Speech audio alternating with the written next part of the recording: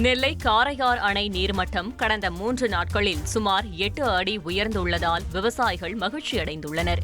மேற்கு தொடர்ச்சி மலை பகுதிகளில் பரவலாக கனமழை பெய்து வருவதால் உச்ச நீர்மட்டம் 143 அடி கொண்ட காரையார் அணையின் நீர்மட்டம் 89.15 அடியாக உயர்ந்துள்ளது.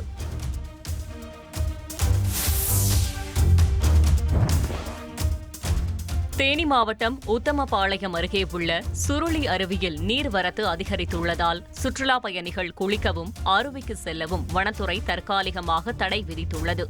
மேற்கு தொடர்ச்சி மலை பகுதியில் தொடரும் மழையால் அருவியில் வெள்ளப்பெருக்கு ஏற்பட்டுள்ளதால் பாதுகாப்பு காரணமாக இந்த நடவடிக்கை எடுக்கப்பட்டுள்ளது.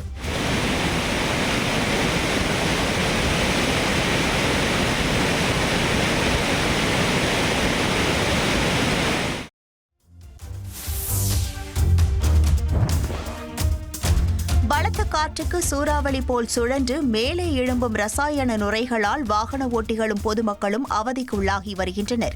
ஹோசூர் கிழவரப்பள்ளி அணைக்கு கனமழை காரணமாக நீர்வரத்து அதிகரித்துக் கொண்டே உள்ளது. அணையின் மொத்த கொள்ளளவான 44.28 அடியில் 40.67 அடி வரை நீர் சேமிக்கப்பட்டுள்ளது.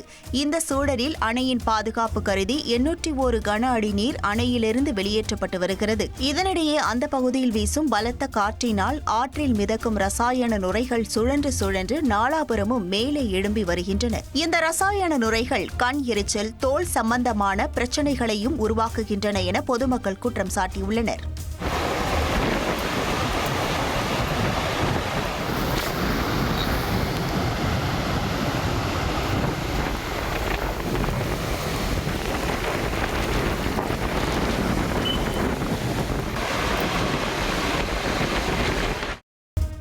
திருப்பூர் மாவட்டம் திருமூர்த்தி மலையில் உள்ள பஞ்சலிங்க அருவியில் கடும் வெள்ளப்பெருக்கு ஏற்பட்டுள்ளது. பாலாற்றில் கரை புரண்டு ஓடிய காட்டாற்று வெள்ளம் மலையடிவாரத்தில் உள்ள அமனலிங்கேஸ்வரர் கோயிலையும் சூழ்ந்துள்ளது.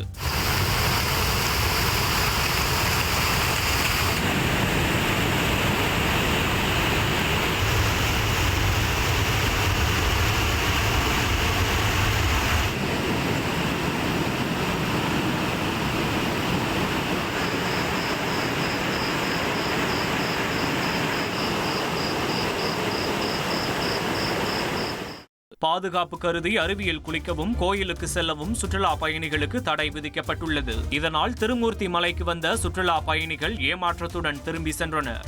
உங்கள் தந்தி ஒன் தொலைக்காட்சியில் கர்ணன் தினமும் மாலை 5 மணிக்கு காணத் தவறாதீர்கள்.